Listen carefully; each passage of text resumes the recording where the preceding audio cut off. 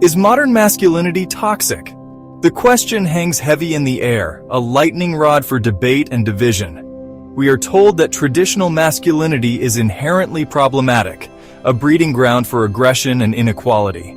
But what if this narrative is incomplete? What if it overlooks the genuine struggles and aspirations of millions of men? This is where the red pill enters the conversation. It offers an alternative perspective, a lens through which many men view a world they feel increasingly alienated from. To understand the red pill, we must first acknowledge the deep-seated anxieties and frustrations that fuel its rise. The red pill is not just an online phenomenon. It's a reflection of a deeper cultural unease. It's a reaction to a world where traditional roles are shifting, often leaving men feeling lost and uncertain of their place. We need to engage with this discomfort, not dismiss it, to understand the complexities of masculinity in the 21st century. The term red pill originates from the 1999 film The Matrix, where choosing the red pill signifies choosing the painful truth over blissful ignorance. In the early 2000s, the term was adopted by online communities, most notably on forums like Reddit's /r/seduction, to discuss dating and relationships from a male perspective. These early red pill spaces were primarily focused on providing men with strategies for attracting women. The focus was on self-improvement, building confidence, and understanding female psychology. While some of these strategies were harmless, others bordered on manipulative, promoting a transactional view of relationships. As the red pill community grew, its scope expanded beyond dating. It began to encompass broader discussions about masculinity, men's rights, and societal structures. This expansion coincided with the rise of social media, which amplified certain voices within the movement, including those with more extreme views. One of the central tenets of the red pill philosophy is the belief that traditional masculine traits are undervalued and even demonized in modern society. Traits like confidence, stoicism, and physical strength are often misconstrued as signs of aggression or toxic masculinity.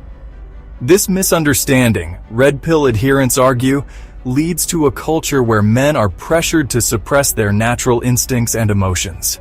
They are taught to apologize for their masculinity, to shrink themselves to fit into a mold that feels inauthentic. The red pill seeks to reclaim these traits, not as weapons to wield against others, but as integral aspects of a healthy male identity. It encourages men to embrace their strength, both physical and emotional, not as a means of dominating, but as a way of showing up fully in the world. This message can be intensely appealing. Section 5. The Allure of Belonging, Red Pill Communities, and Their Shadow Side. For many men, the appeal of the red pill extends beyond its ideology. It's the sense of community and camaraderie that they find within red pill spaces that is most alluring. These online and offline groups offer a sense of belonging, a space where men can connect with like-minded individuals and share their experiences without judgment. However, this sense of belonging can come at a cost. Like any online community, red pill spaces are susceptible to echo chambers and groupthink. Dissenting opinions are often silenced, and the most extreme voices can quickly rise to the forefront. This is where the red pill can become dangerous. Extremist views on women, relationships, and society as a whole can fester in these echo chambers, unchecked and unchallenged. This can lead to a distorted worldview, one fueled by resentment, anger, and a sense of victimization. Section 6. Beyond the extremes, responsibility and self-improvement at the core. It's crucial to acknowledge that not all red pill adherents subscribe to the most extreme views. At its core, the red pill philosophy contains elements that are universally valuable: personal responsibility, self-improvement, and a striving for excellence. The emphasis on self-reliance and personal accountability can be empowering for men who feel lost or directionless. It encourages them to take control of their lives, to set goals, and to work actively towards achieving them. This focus on self-improvement can be a powerful antidote to feelings of helplessness and apathy. However, these positive aspects are often overshadowed by the more toxic elements of the movement. It's essential to disentangle the valuable kernels of wisdom from the harmful husk of extremism. Section 7. Redefining modern masculinity: balance, mentorship, and inner strength. The challenges facing men today cannot be addressed by clinging to rigid and outdated definitions of masculinity. We need a new paradigm, one that embraces both strength and vulnerability, ambition and empathy, assertiveness and compassion. This new masculinity is not about dominance, but about leadership. It's about using one's strength to protect and provide, to mentor and guide others. It's about recognizing that true strength lies not in suppressing one's emotions, but in harnessing them for good. This shift requires a collective effort.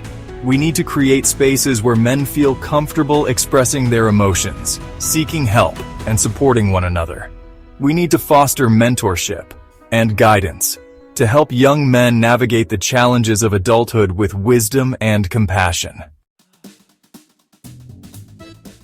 Section 8. A silent crisis: the cultural failure to address men's issues. The rise of the red pill in all its complexities is a symptom of a larger cultural failure. We have failed to adequately address the unique challenges facing men in the 21st century. We have too often dismissed their concerns, minimized their struggles, and offered simplistic solutions to complex problems. The consequences of this failure are significant. Men are more likely to suffer in silence, to self-medicate with drugs and alcohol, and to die by suicide. They are incarcerated at higher rates, drop out of school more frequently, and are increasingly absent from the lives of their children. This is not a crisis of masculinity. It's a crisis of humanity. We cannot afford to ignore the pain and suffering of millions of men. We must listen with empathy, engage with nuance, and work together to create a world where all individuals, regardless of gender, can thrive. Section 9. A call to action: building a better future for men. The future of masculinity is not about returning to a mythical past, nor is it about demonizing all that is traditionally masculine. It's about forging a new path forward, one that honors the best aspects of manhood while embracing the complexities of the modern world. This requires open and honest conversations about the challenges men face. It requires a willingness to listen without judgment and to learn from one another's experiences. It requires a commitment to supporting men's mental health, to providing guidance and mentorship, and to creating a culture where vulnerability is not seen as weakness, but as a sign of strength. Let us rise to the challenge. Let us build a better future for men, a future where they can live with purpose, authenticity, and connection. The time for silence is over. The time for action is now.